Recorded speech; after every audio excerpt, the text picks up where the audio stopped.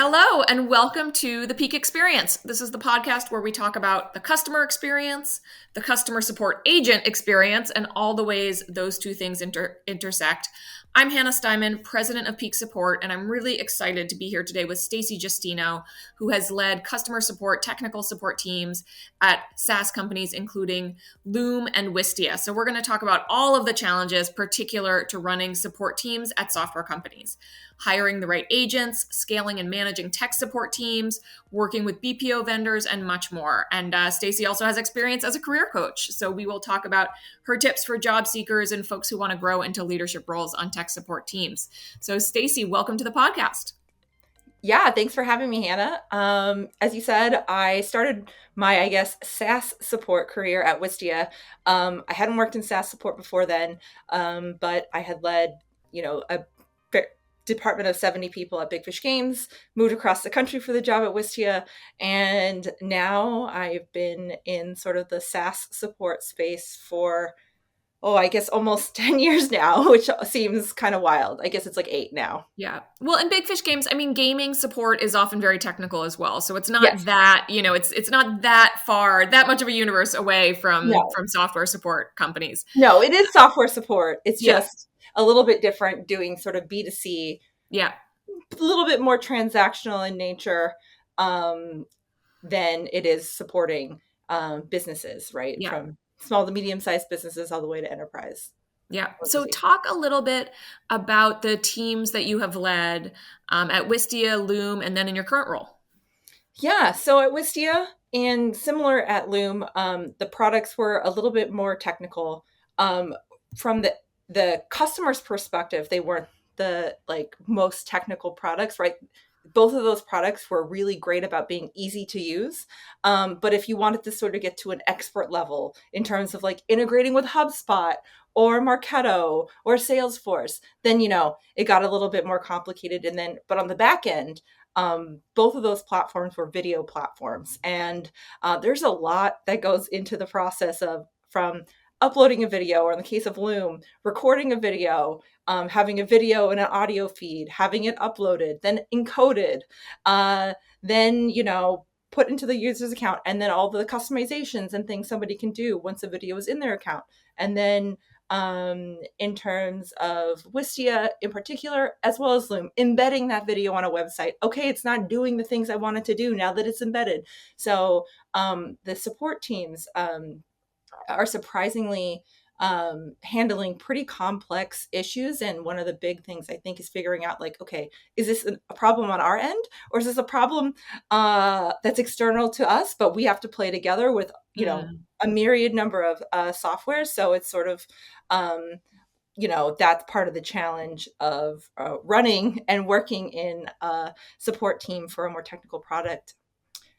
Which I think it makes it fun, but also can be a challenge, especially when it comes to hiring and getting people ramped up. Yeah. Yeah. And then you've been working at PetDesk now for a few months. And so talk a little bit about that operation as well. Yeah. So, it was a definite shift in sort of who the customer is, right? We are supporting veterinary clinics, veterinary hospitals, as well as pet parents.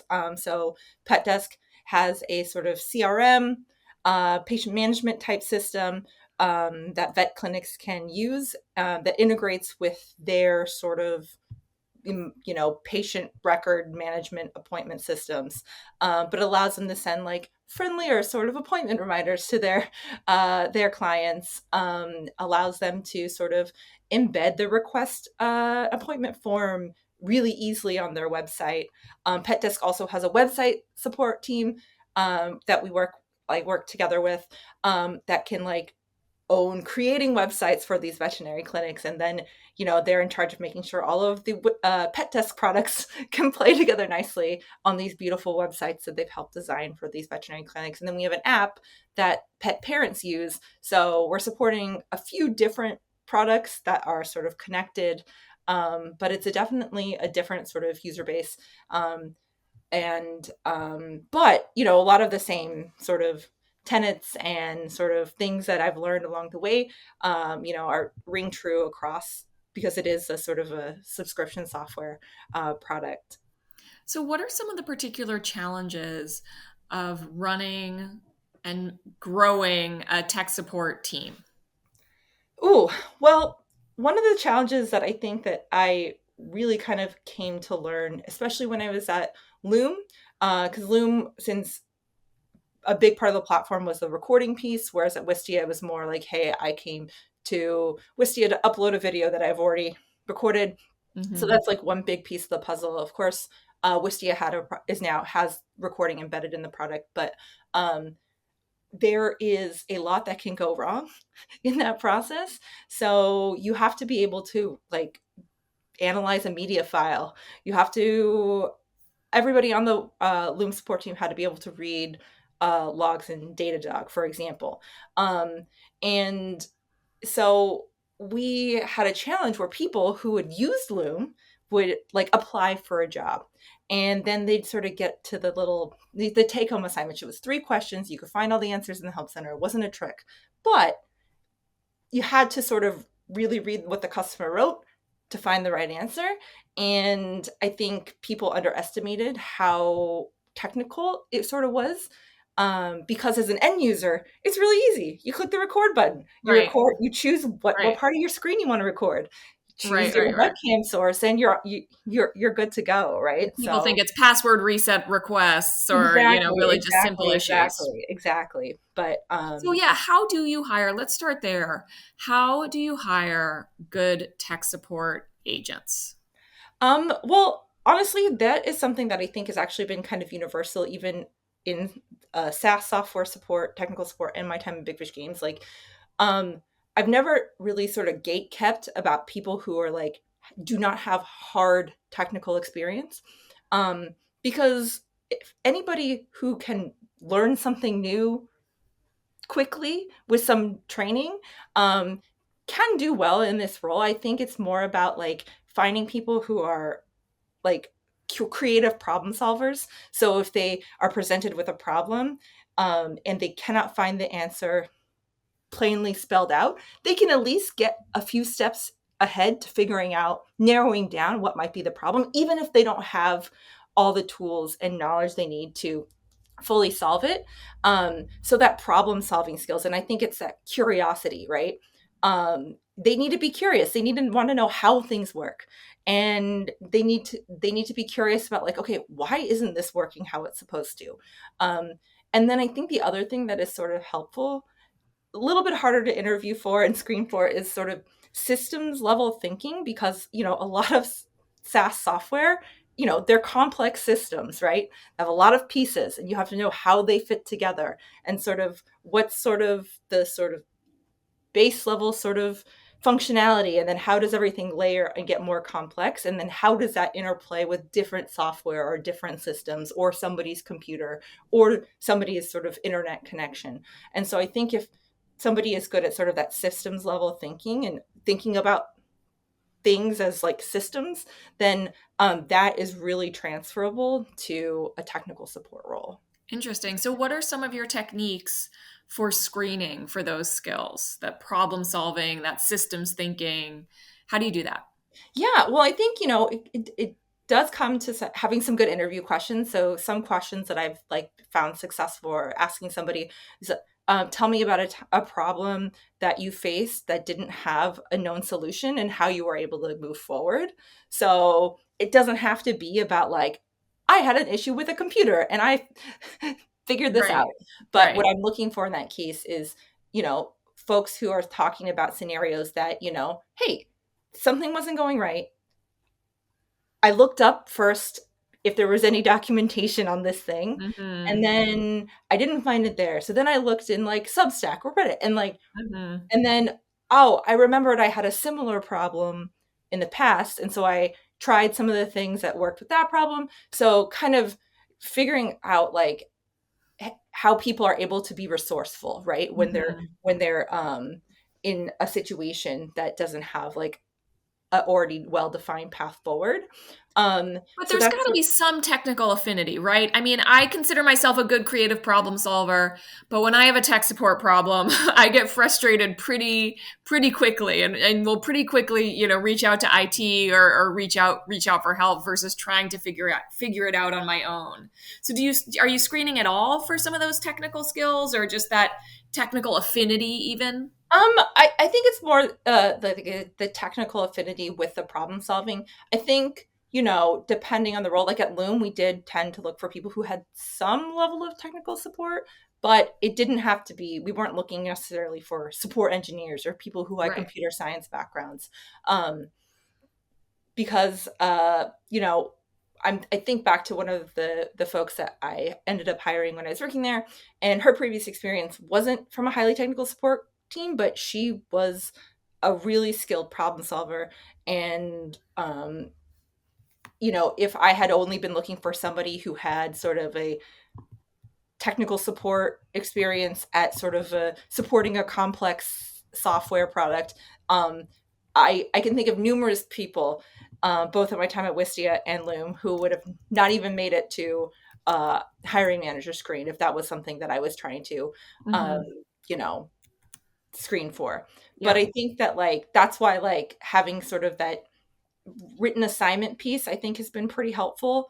I think it's important to not make it take too long, right? Because Hmm. people's time is valuable. But I think twofold, because one of the things I found is when I would get applicants, a large percentage of applicants would be highly technical people, but they couldn't really write a support email Right. Right. to save their lives. Or there are people who are really good at the helping people in the support Hmm. sort of ethos, whatever, but we're not sort of adaptable problem solvers. Yeah. Um, so I think it is a balance, but that's actually why I think it's really hard to hire for, because you have to have both of those skill sets, Yeah. because you're dealing with uh, businesses that rely on your product to run their business. Right. And so, people can come in a little bit frustrated and have a real investment in getting their problem fixed so that they can get back to doing their job. Yeah. Um, so I think you really have to have both of those skills. Hmm. And I think sometimes that can be hard to find and sort of hard to get those people in front of you. Yeah. Yeah. So describe the written assignment. Yeah. So in my, Awistia and Loom kind of had some similar fashion. I'd have a hiring manager interview with me. Uh, in some cases, a recruiter interview beforehand, depending on what stage of the company we were at or the situation at the time. And then if that was a pass, then we'd send them a take-home assignment. Most of the time, is like 3 questions that you could find the answers on the help center, but you had to read the customer's question a little bit carefully, right, to make sure you found the right article. And what I'd be looking for is hey, did they find the right article? Did they key in on the important details of that customer's message? Um, or did they sort of gloss over some of that and not read so carefully? And just be like, oh, I keyed in on a keyword. I think I know the answer. Right. Um, and then did they write a easy to follow reply? Yeah. Yeah. Yeah. So What are some of the other challenges with tech support, with growing, building, scaling tech support teams? I think one of the challenges sort of arises around one, if you're working for a high growth startup, you are releasing things pretty rapidly, and that can be really hard for a team to stay on top of, right? Um, so that would be one of the big challenges I've sort of identified. I think the other is that sort of process for the support team to report bugs and sort of that inner relationship between product and engineering for bug reporting, but also for preparing for new features, or if you have beta releases, how are we going to do we have a good process for letting product and Mhm. engineering know so that we can get those fixed, especially for a beta release or Yeah. a new feature launch, right? So I think that's some of the stuff that is challenging, but when you can get it worked out, I think um, really makes a difference, both I for the find internal team, but also your customers. I find that very frustrating as a user because my first stop for customer support or tech support is typically Google. And when you find an answer that's in the company's database, but it's 2 years old, there's a decent chance that it's wrong. Mm-hmm. That there's a decent chance that the interface that's probably been updated since then, and you have this old, outdated knowledge base. So how do you do that? How do you keep up with the rapid changes in the product, in the interface? How do you make sure your knowledge base is up to date? How do you make sure your agents are up to date? Oh, that's a good question. Well, in a perfect world, you have support operations, but in a less than perfect world, which I've been in both, uh, you still need to prioritize it. So, when I was at Wistia, we had senior support specialists who were later we reclassified them as support engineers because they were doing, really high level of technical work, but they also were the folks on the team who were responsible for some of those more support ops type responsibilities, including our help center. So when I started at Wistia, the help center was, it had a lot of good content, but it wasn't like as well organized. So one of the senior support specialists, I asked like, hey, is this something you want to take on? Like owning the help center. And so that became one of her, like the things she specialized in. And she worked with our user UX research team to use some of their expertise and resources to help us reorganize our sort of data architecture for our help center. And we did some card sorting exercises. Is that something I'd actually gone through at Big Fish Games, and so was able to have her take ownership over that. So I think the thing is that like somebody has to own it. It might not be a full-time operations person, but I think the key is somebody has to own it. And Mm-hmm. by owning, it doesn't mean you do all the updates, but you have to be the person who is like, hey, I'm responsible for making sure this stays up to date. And then as a team kind of determining like, how are those updates going to be done? Do we have a backlog? And then the owner sort of assigns it out, does some of them themselves, but assigns it out. But I think the key is that even if you don't have somebody whose full-time job is to do that thing, it needs to have somebody who is the owner. Yeah. Yeah. Got it. And then are they also responsible for training the agents on new things that are happening, new things that are coming out? Or are they coordinating with a different department for that? I think, I've had it done both ways where like support sort of owns getting the people trained. But I think when it's been most successful in my experience is when you can work directly with the product team to work on sort of delivering that training to the team. So when I was at Wistia, Mm. and at Loom, we would have our PMs come and kind of give us an overview of what an upcoming product release would be like. It gave the team opportunity to ask questions.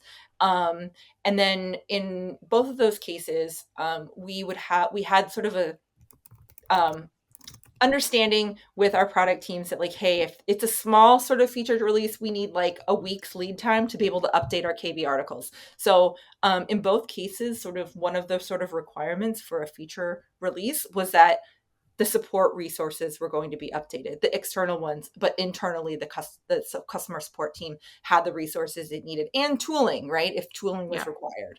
So I think when it's most successful, it's when you are able to collaborate with the product team. That way, like the support team isn't creating a help article from scratch. You can use the internal product release documentation as sort of a starting point to create your Yeah. internal help support content and your external help center content.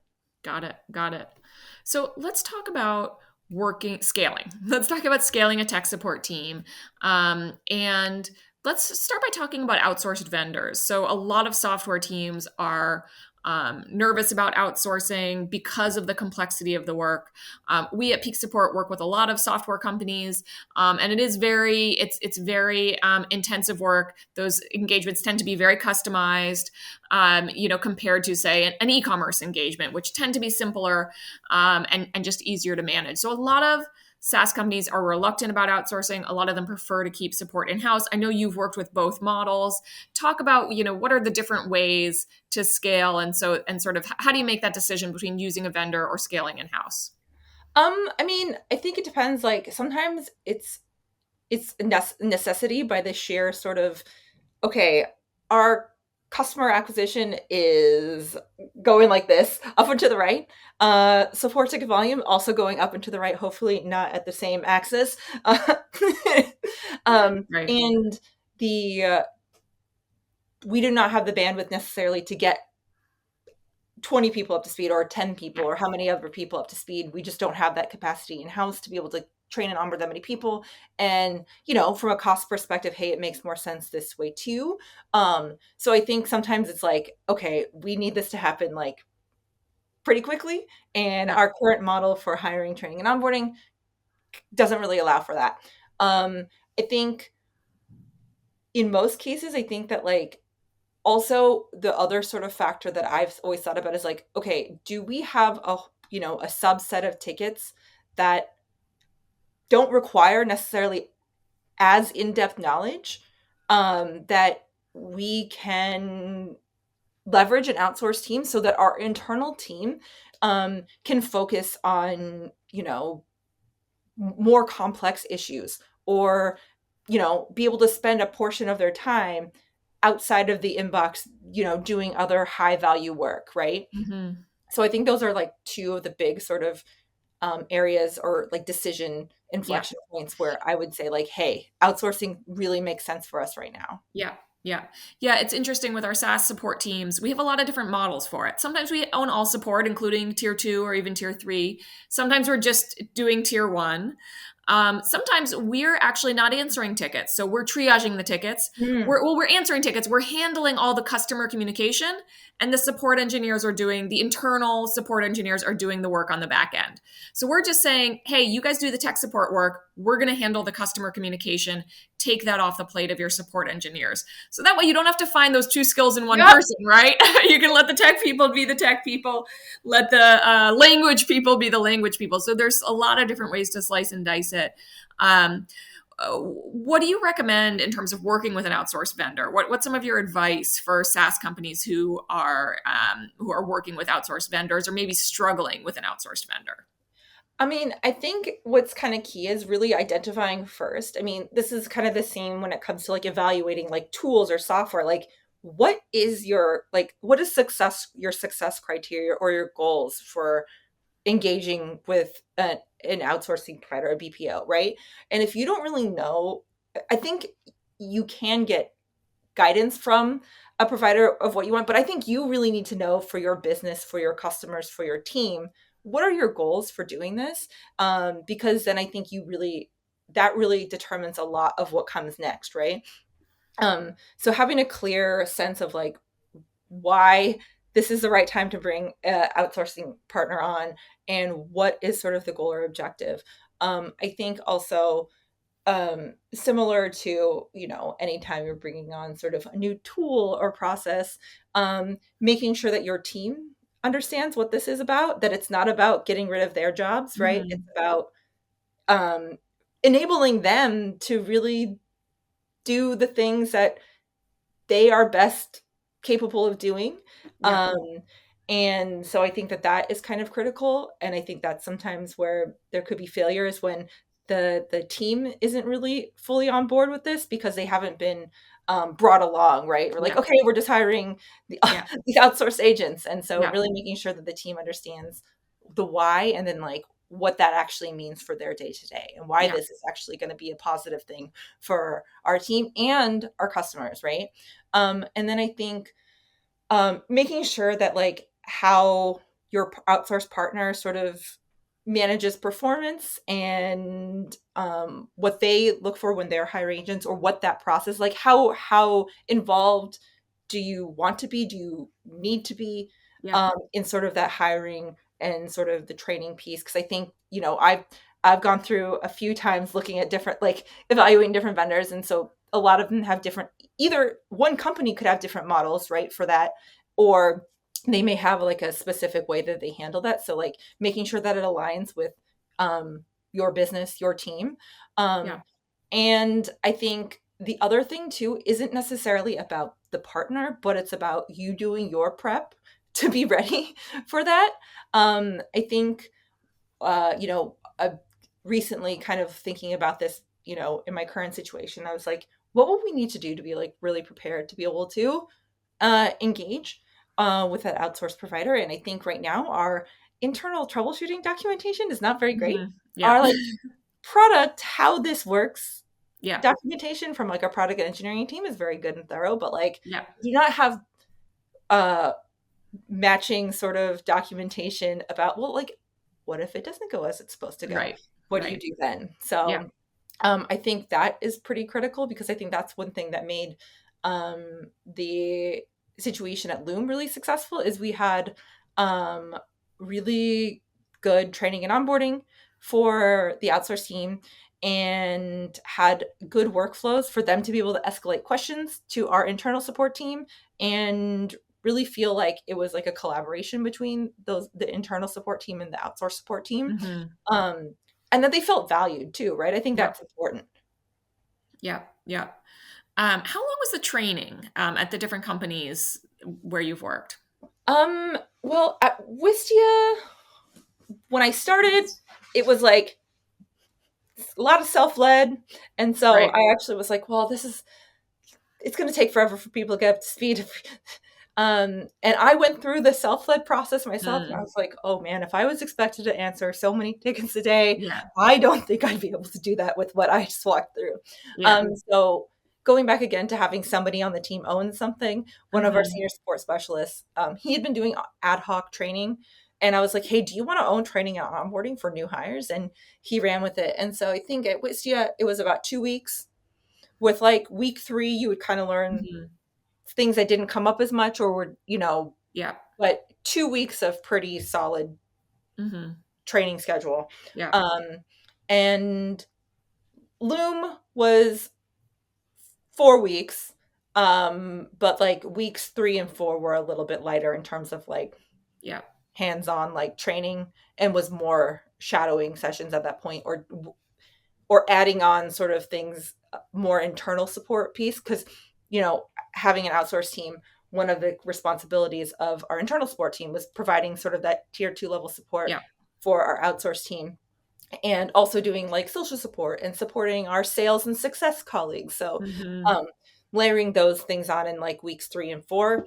But most of the like how to do the core parts of this Hmm. job was within like 2.5 weeks. 2.5 weeks. That's Mhm. interesting. So, yeah, the reason I ask about that specifically is because I think that that's one of the challenges tech support teams face with outsourcing. I mean, we see that with a lot of clients coming in is the attrition at outsourced vendors. Our attrition tends to be low, but a lot of outsourced vendors have high attrition. And when you have a month or more of training, I mean, some software companies have 3 months or 6 months of training before you're really up to speed, even if you're on the queue after just a Mhm. few weeks. That's really different from a typical outsourcing client where training might be a 1 week, maybe 2 weeks, but in some cases training can be done in 3 days Yeah. for 2 days for tier 1 issues, and so attrition is less costly when you can train someone new in a couple days. It's extremely costly when it takes 6 months or more to get someone up to speed. Is that a challenge that you faced at all when outsourcing or even internally?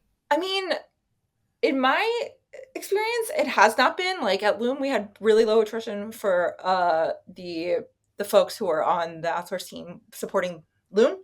Yeah. Um, but I think that kind of goes to as well as the internal folks, both at Wistia. Like Wistia, I think we had very very low attrition, and I don't think not anybody was sort of like did not pan out like within like their first 3 months or whatever. Hmm. So I think a lot of that goes to going back to what we talked about earlier, like hiring the right people Yeah. who have the skills to succeed in the role, Yeah. right? So setting somebody up for success by making sure that they have the right skill set Yeah. and will be like fulfilled by the job too. I think that's also critical. But in terms of the training is um thinking about those trainings, if those 2 weeks of trainings or 3 weeks of trainings, the way that like we sort of stacked the content, I think is pretty important. So, um, you know, figuring out the best way for your product to sort of what order to train people on, I think is really Hmm. important. Because you want people to continue to feel every day that they're like making forward progress um, and not feeling overwhelmed, but you also don't want to let it drag out for too long, because Yeah. if you tell somebody, oh yeah, we have 6 weeks of onboarding, like if I were a new employee in a support team, you're like telling me 6 weeks of onboarding, I was like, Yeah. there's no way I'm making through that. There's no way. And so I think also making sure that you are like checking in with people. So I think one of the big pieces of like reducing attrition is making sure that they are not just like spending all of their time learning things and then doing tickets, like making sure within those first couple weeks especially and ongoing that they've met everybody on the team that they need to meet, because I think that is probably one of the more critical pieces of those first few weeks, is that that person starts to feel like they're part of the team, Mm-hmm. when they're not necessarily interacting with everybody Mm. as regularly as they will be, Mm-hmm. but it's really critical in those first few weeks. Got it. Got it. Um, so, what advice do you have for folks who are looking to get jobs in the industry, or folks who are just who are maybe agents looking to develop in their career? Yeah, that's a great question. I think it comes down to, if you don't have that technical skill set, it will, like, unfortunately kind of be a blocker for um, getting your foot in the door at a SaaS company, right? Especially with the market the way it is right now, right? Yeah. But I think there are ways you can still continue to stand out. I think, um, in any support role, there is opportunity to develop your technical skill set, right? I think even if you are working in software that may be a little bit less technical, um, you can find ways to flex those muscles, right? Maybe it's taking a couple minutes to try to reproduce a bug, and maybe in your group you pass that right on to engineering, but you said, "Hey, I went through these steps Yeah. too, and I was able to reproduce it. I was on this operating system, Mm-hmm. and I've had 3 customers who also had all of those, like, these Mm-hmm. same similarities." And when you then go to start applying to roles, you include those as, like, bullet points Mm-hmm. on your resume of those things you did, like, "Hey, Mm-hmm. we were able to, escalate this bug, reproduce it, and then it was resolved by engineering within Mm-hmm. 5 days." Mm-hmm. So, you can quantify the impact you had even though you were passing it off to someone, but, "Hey, Mm-hmm. you did a lot of work that made it really Mm-hmm. easy for engineering to just get to fixing it rather than have to go through the work of Right. trying to figure out what's going on." Right. And I Right. think Right.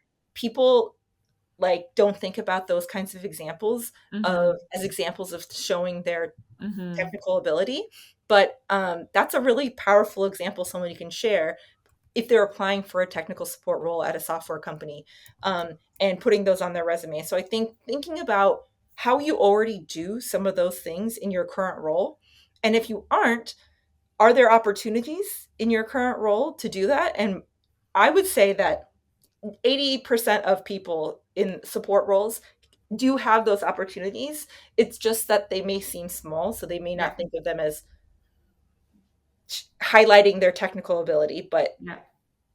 those examples are there. So I think if you're trying to get your foot in the door, it's being able to show how you're already doing that and already have those skills, even if maybe you're not supporting a product that's as technical. Yeah. And then I think, um, if you're already sort of in there and want to grow your technical skill set, get to know the people on your engineering teams. I have been really lucky that in the teams I've worked, companies I've worked for, engineering loves the support team. And they were always happy if somebody on our team wanted to know more about how something worked. So Mm-hmm. I think, there's that opportunity too. And all you have to do is ask, right? Either ask your manager, like, hey, I really want to know more about, like, how this part of our product works technically. Is there somebody on our engineering team that I can maybe shadow for like 30 minutes? Your manager can probably figure that out and get you connected with those people. And Yeah. you might be surprised, where that leads you. So, like, one person on my team wanted to become an engineer. They were a senior support specialist when I was at Wistia. They had built a like a web page that allowed our team to play around with our APIs without having to actually do it in the product, but you could run um, a program to like, and it would spit back the results of what the API would do. Mm. Um, and also updated a little bit in one of our internal admin tools. And he'd never been an engineer before. He had actually come from working at Flour Bakery. Mm. Hmm. And I asked the director of engineering, I was like, hey, so and so on my team really wants to get into engineering. What do you think he would need to do to get there? And the director of engineering says, he's an engineer. He does Mm. engineering type work. We want him to be on our team. Mm. So then really was about me figuring out what was Mm. the timeline to be able to backfill him and Right, get right, right. onto the engineering team. But I think we didn't think that it would be that quick, but I think, our team was doing that level of work. Hmm. So you just got to ask sometimes. Yeah, yeah. Stacy, thank you so much. It's been great talking with you. And Yeah. how can folks reach you if they want to know more? You can reach me on LinkedIn, Stacy Justino, or you can go to my website, doublejumpenterprises.com. Awesome. Thank you so much. Awesome. Have a good one. You too.